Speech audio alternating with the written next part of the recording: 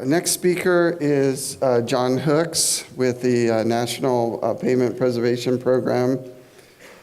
John is been involved in bridges for a long time. I've probably been working with John for a long time, but in a past life, John used to run the Turner Fairbanks research facility or lab for the Federal Highway Administration, and now he does all kinds of odd jobs in his retirement. But please welcome John to come up and talk about his topic. Hey, thanks, Mike. Yeah, I've been around a while. I don't want to say how long. Okay, every time I come to these meetings, and I've been to pretty much every one of them since about 2010, I'm impressed by two things. First of all, there's a lot we know about bridge preservation, about various aspects of bridge preservation. But we have a problem sharing that information on a widespread basis. There's also a lot we don't know. Maybe we don't know more than we do know. And that's where the continuing emphasis on research, I think, is important. And I think all the partnerships are keeping that in mind as they move forward with their activities. Okay. So I have a couple of purposes this morning. I wanted to remind you about the availability of a database of information on research that's been done on various topics of bridge preservation, and also wanted to give you a little bit of insight into what the other regions are doing with regards to promoting and continuing research on bridge preservation, and maybe just a couple of thoughts on how we can move some of the highest priority topics forward to the point where we actually conduct some research and get some answers that are implementable. Now, I'm pretty sure everyone here in this room has found yourself like this at least one night. It's 2 o'clock in the morning, you're wide awake, you can't sleep, and you're wondering what is going on in the area of bridge preservation, right? Sounds familiar, right? You wake up. Well, I got an answer for you. I don't have the answer, but I have an answer. You can run to your laptop, your PC, boot it up, and go to the website that sees at the bottom there, and you're going to find this research roadmap database that was developed under a project that was sponsored by, well, actually the original project was sponsored by Federal Highway, developed a roadmap for bridge preservation research, and then AASHTO followed that with a subsequent project to develop a database of information on what kind of research has actually been done in the area of bridge preservation. So you can go to that roadmap, click that icon there, and get right to the heart of the matter. If you go under reference files and click database, and then click database again, it'll give you an option to choose bridge or pavement or all. I obviously suggest that you pick bridge because that'll weed out some of the pavement information that you might not be necessarily interested in. Then on that, the next page, you can pick the kind of information you want to find out about bridge preservation research projects. And then you can, having selected, say you want the title, the abstract, the sponsoring agency, the author, and maybe the URL of where the report can be found, you click search. You can also refine your search down to specific topics if that's what you're interested in. Say you want to know something about research on deck preservation, and you want to find that by putting in a keyword deck under the abstract. You can do that. And then you can determine how you want this report to look when it comes out of the, up on the screen. I usually put it into a spreadsheet because then you can manipulate it. You can sort it by sponsor, by topic, or whatever you prefer. And you'll get a report that looks like this. It'll be a list of research projects that are either have been completed, I'll say within the last decade and a half, maybe 2 decades, and ones that are underway now that haven't been completed. So I did this one in particular for, I think I did this one for joints.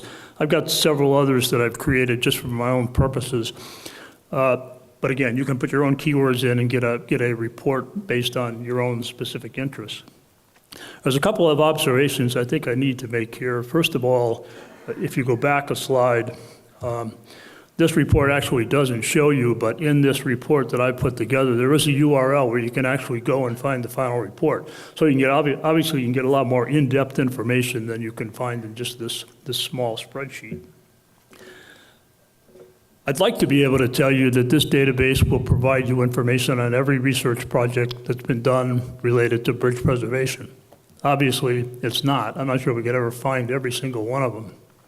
But there are about 800 studies in the database now, and I'm also happy to report that the AASHTO Oversight Panel has agreed to sponsor some effort to continue updating this database for, say, the next several years. So we'll be going back to resources to find either projects that we missed or projects that have been newly initiated after the fact when we populated the database on the first go-around. So the project will continue underway for next several years, at least in terms of keeping it updated. Now, how can this tool be of use? Well, one of the ways we're finding it can be of use is that since last September, the 3 other partnerships, well, Midwest is coming up this year, have conducted a brainstorming session to try to identify what they feel are some high priority topics for potential research in the bridge preservation area. And to get it organized, we broke the sessions, or we're breaking the Midwest session out under 5 broad topic areas, as you see here. And I'm just going to give you a real quick look into what the other 2 regions, the Northeast and the Southeast, have come up with, and then we'll look forward to see what the Midwest would come up with. But the objective of the session was to sit down in groups of it was usually about 20 to 25 people, kind of like what we did here. Talk about issues in bridge preservation under your broad topic area, and then try to come up with ideas where research might be able to provide an answer.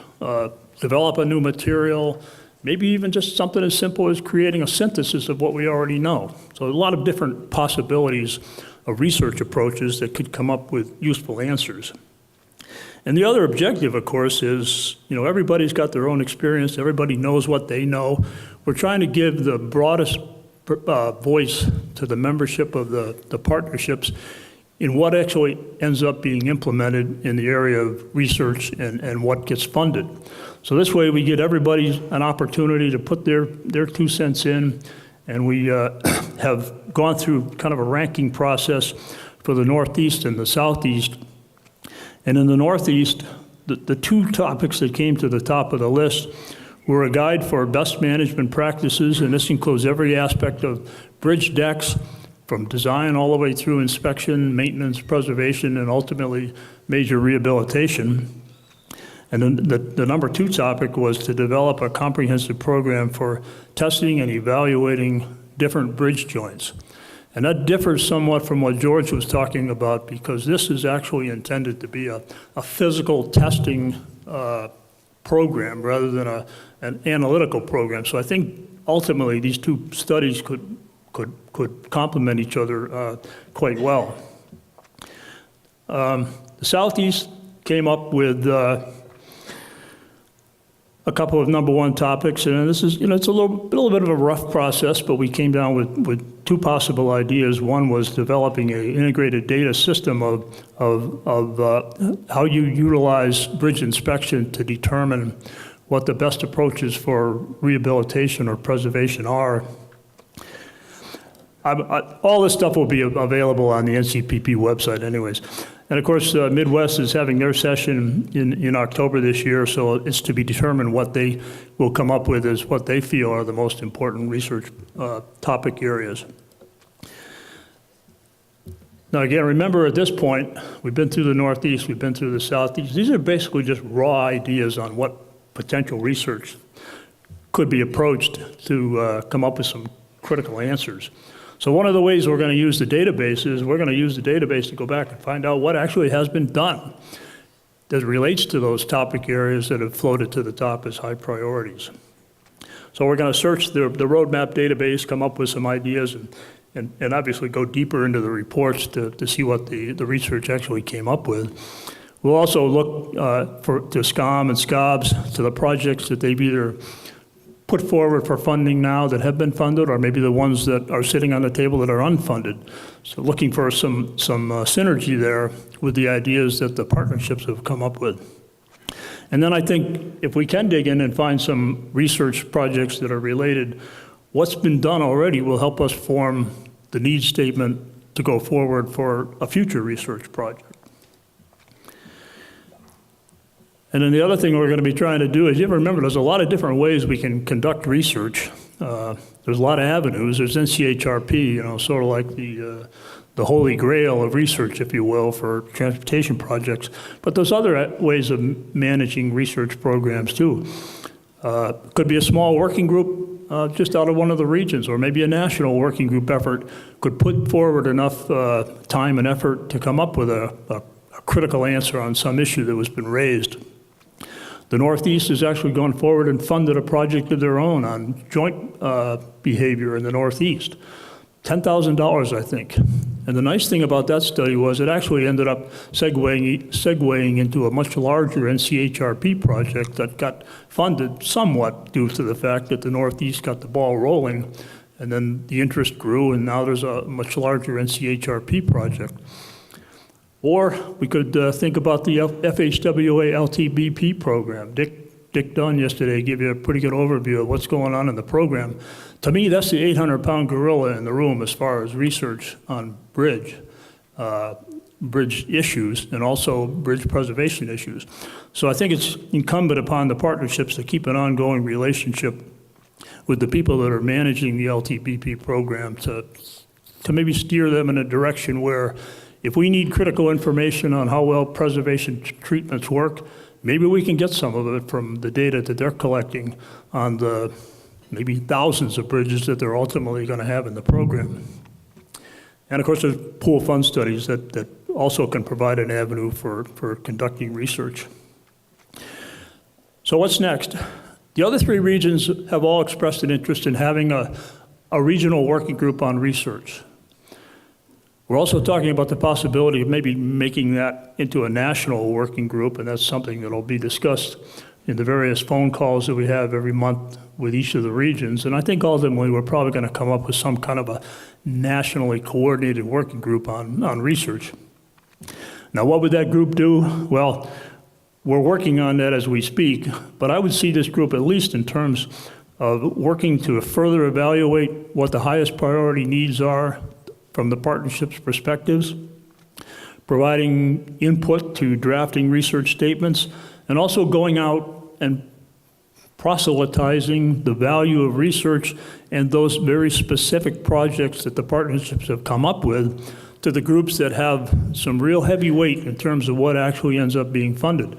So in other words, the partnership members go to SCOM, they go to the Bridge Working Group.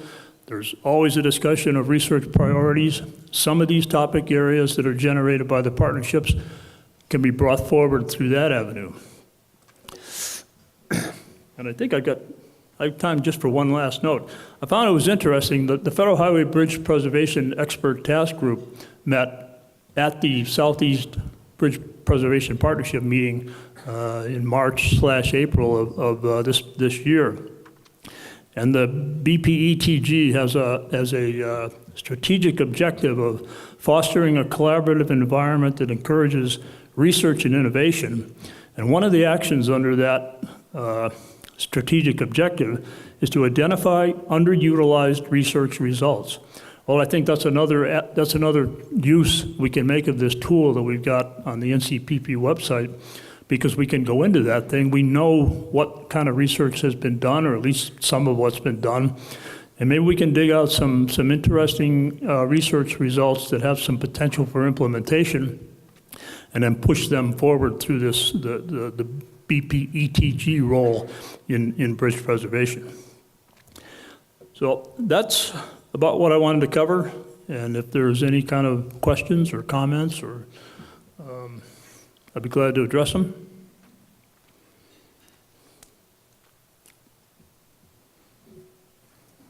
Good.